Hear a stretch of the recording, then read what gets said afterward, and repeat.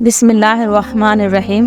نحمدہ و نصلی علی رسولہ الکریم اما بعد۔ آج کا بیان ہمارا قبر کے حوالے سے ہے کہ جو ہمارے نیک عمل ہے قبر میں ہمارے ساتھ کس طرح ہمدردی کریں گے۔ جب بندے کی ناش کو قبر میں رکھ دیا جاتا ہے تو اس کی نماز اس کی داہنی طرف کھڑی ہو جاتی ہے، روزہ بائیں طرف کھڑا ہو جاتا ہے، قرآن مجید کی تلاوت اور اللہ تعالیٰ کا ذکر سر کی طرف کھڑا ہو جاتا ہے، اور جماعت کے ساتھ نماز پڑھنے کو جو قدم چلے ہیں وہ بائیں طرف کھڑے ہو جاتے ہیں۔ اس کے بعد عذاب اس قبر میں اپنی گردن نکالتا ہے اور مردوں تک پہنچانا چاہتا ہے۔ اگر وہ داہنی طرف سے آتا ہے تو اس کو نماز کہتی ہے کہ پرہٹ، خدا کی قسم یہ دنیا میں بہت مشقت اور مصیبت اٹھاتا رہا، ابھی ذرا آرام سے سویا ہے۔ پھر عذاب بائیں طرف سے آنا چاہتا ہے تو روزہ اسی طرح اس کو ہٹا دیتا ہے، پھر وہ دوسری طرف سے آنا چاہتا ہے، پھر عذاب بائیں طرف سے آنا چاہتا ہے تو روزہ اس طرح اس کو ہٹا دیتا ہے، جیسے مطلب نماز نے اس کو ہٹایا ہے اسی طرح روزہ بھی اسے ہٹا دیتا ہے۔ پھر وہ سر کی طرف سے آتا ہے تو تلاوت قرآن مجید اور ذکر الہی اس کو روک دیتا ہے کہ ادھر سے تیرا راستہ نہیں ہے، غرض یہ کہ جس طرف سے بھی آنا چاہتا ہے اس کو راستہ نہیں ملتا۔ یہ اس واسطے ہے کہ اللہ تعالیٰ کے اس دوست کو عبادتوں نے جو اس نے اپنی زندگی میں دنیا میں کر رکھی تھی انہوں نے اس کو گھیر رکھا ہے،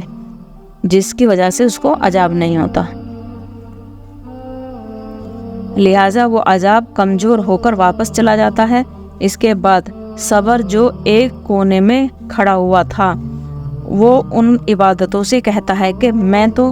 اس انتظار میں تھا کہ اگر کسی طرف کی عبادت میں کچھ کمزوری ہو تو میں اس طرف سے ہمدردی کروں، مگر الحمدللہ تم نے ہی مل کر اس کو دفع کر دیا، لہٰذا اب میں اعمال تولنے کی ترازو میں اس کے کام آؤں گا۔ سبحان اللہ۔ اس طرح جو ہم دنیا میں کام کرتے ہیں، نماز پڑھتے ہیں، روزہ رکھتے ہیں، قرآن شریف پڑھتے ہیں اور اچھے کام کرتے ہیں تو یہ ساری چیزیں قبر میں ہمارے کام آئیں گی، اور اس طریقے سے یہ عذاب نہیں ہونے دیں گی۔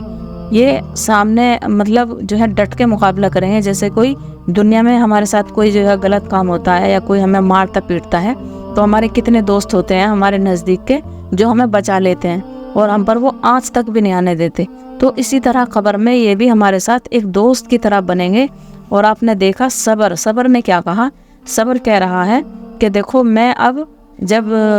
قیامت کے روز جو ہے عمل تولے جائیں گے تو میں وہاں پر اس کے کام آؤں گا، تو الحمدللہ کتنی اچھی بات ہے۔ اور یہ صاف صاف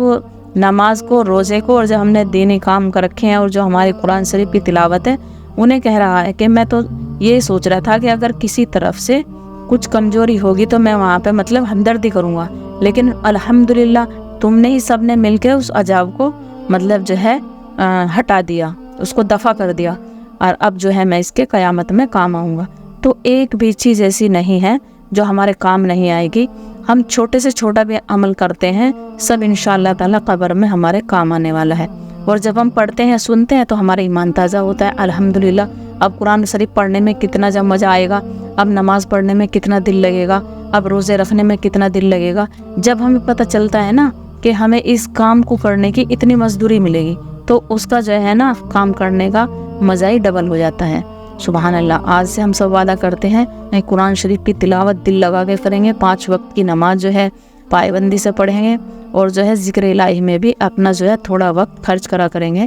تھوڑا زیادہ نہیں، تھوڑا جتنا بھی وہ اپنے گھر میں پڑھ لیں یا پھر کہیں جو تعلیم ہوتی ہے وہاں پہ جا کے جو ہے تھوڑی بہت دیر وہاں لگا دیں، یہ سب چیز ہمارے آخرت میں کام آنے والی ہے۔ وآخر دعوانا الحمدللہ رب العالمین۔